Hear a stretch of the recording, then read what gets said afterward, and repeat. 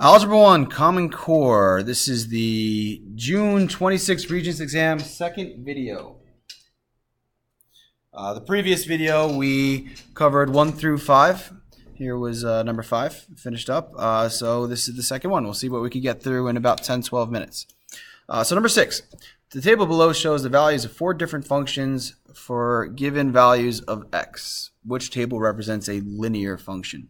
You know, one of the major themes that we see in this course is the concept of linear versus exponential. And remember, a linear function is a plus-minus pattern. A constant rate of change is an important way of saying that.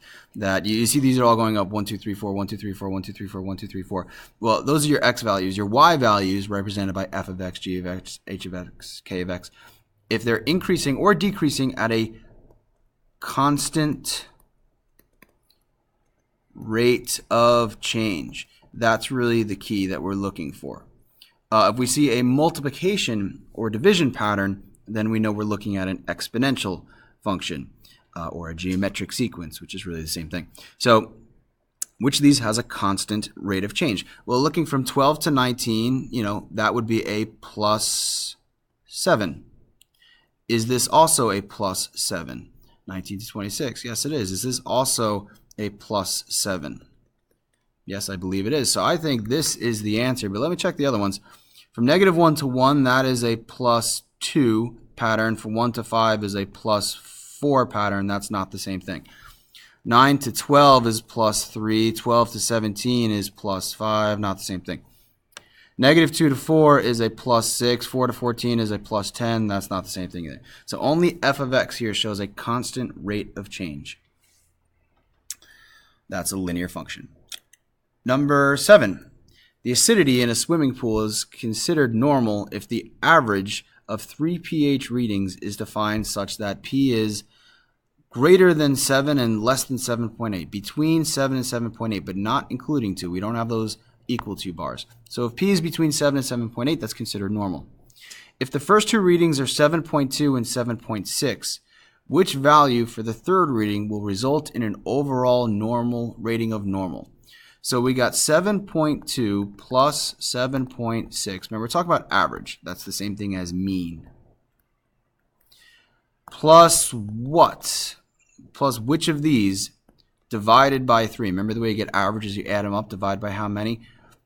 Which of these is going to result in having something that's between 7 and 7.8? Honestly, the best way, to do this is probably to just kind of guess and check your way through it. I mean, we could set up an inequality and, solve the compound inequality it's called, where I, make this 7 and make this 7.8 and kind of solve it on both. Like, we can do that, but I think most students will probably just guess and check their way through this.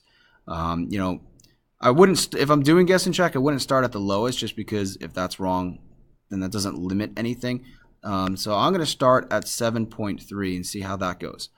So if I plug 7.3 in there, let me use my calculator here. So 7.2, 7.6, and 7.3. If we add those values up, let me move this calculator. Sorry.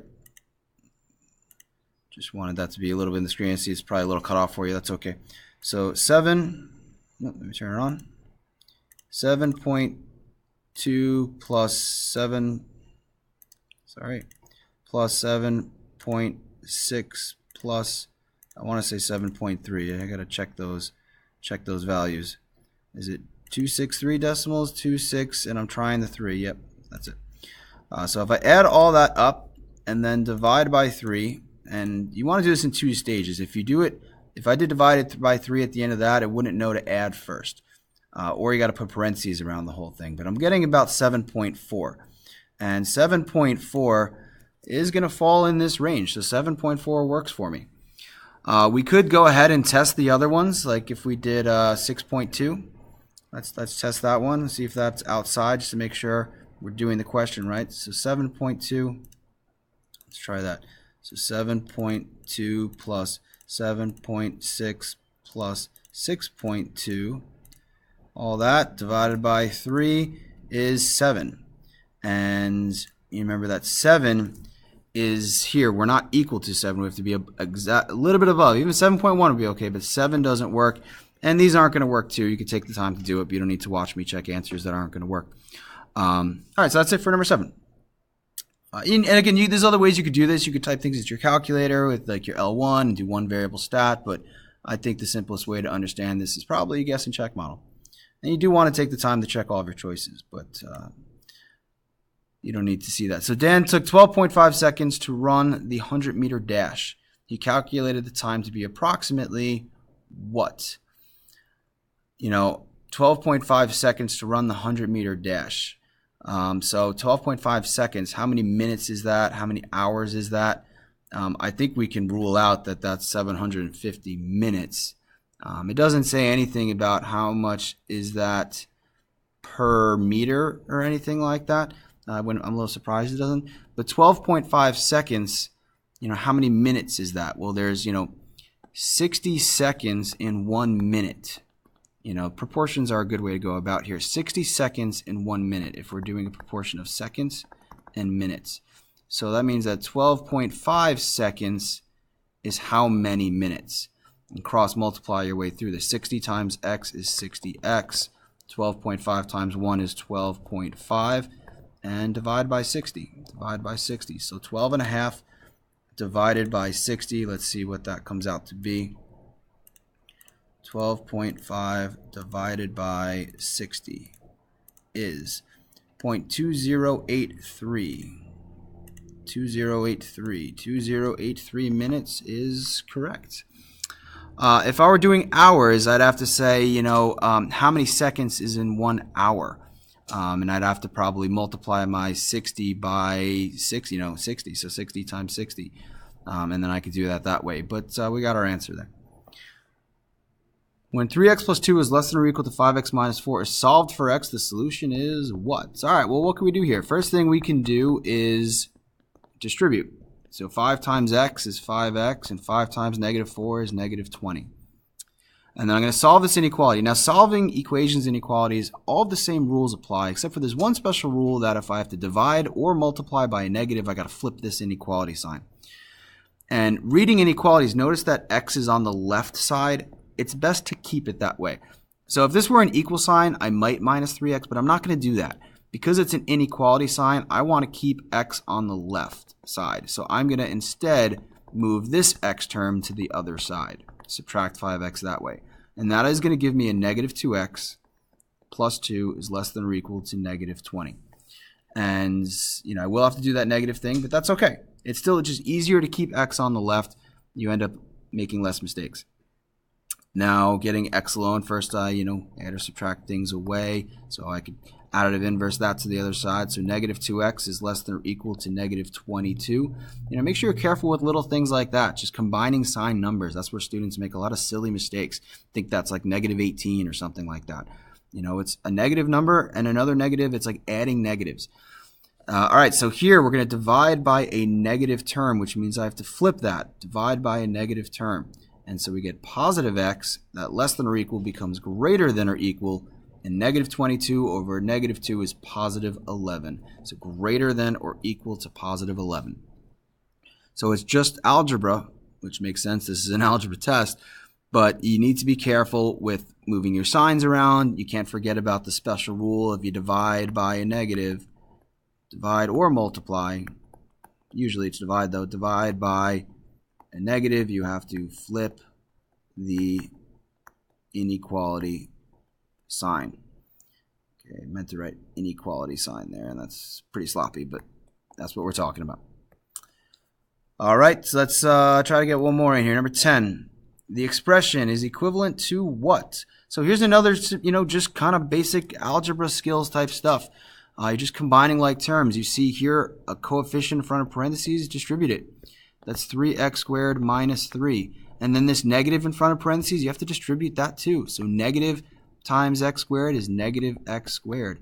Negative times negative 7x is positive 7x. And negative times 10 is negative 10. All right, multiplying, distributing a negative just kind of changes signs. And then just look to combine like terms. 3x squared minus x squared, right? That's like minus 1x squared, is 2x squared. They all have that. 7x right? This is going to stay 7x, rules those out. And then I'm combining a 3 and a negative 10 for negative 13. All right, we can get another one in. Number 11. The range of the function is all real numbers of what? So remember, domain is x, all right? Range is y. So looking at the y values, if we had this graph, which we can get from our graphing calculator, what does it look like? So x squared plus 2x minus 8. Type that in to your y equals function.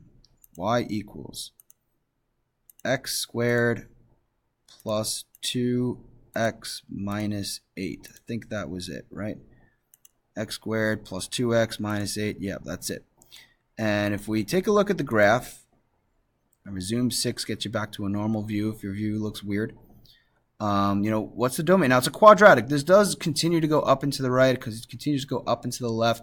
So it goes all the way up. And it does go all the way left, all the way right, but it does not go all the way down. How far down does it go? It looks like negative 9. I mean, we could kind of figure out what that vertex is because that's the lowest point. Remember, you could always see the vertex, when you see the pattern change in your calculator. It looks like negative 1, negative 9 is that vertex there. And there's ways to find it algebraically. But that means that's the lowest spot on the graph. So like negative 1, negative 9. So if this is negative 9, that means that the range, the y values, is everything greater than, above, and equal to negative 9. So not less than negative 9. We're not below negative 9. We're greater than. We're above it. Greater than or equal to negative 9. The lowest this graph goes is negative 9. So that's the range. All right, I think we'll stop there because we're about to hit the 12-minute mark. And so we will pick up on number 12 in video number 3. See ya.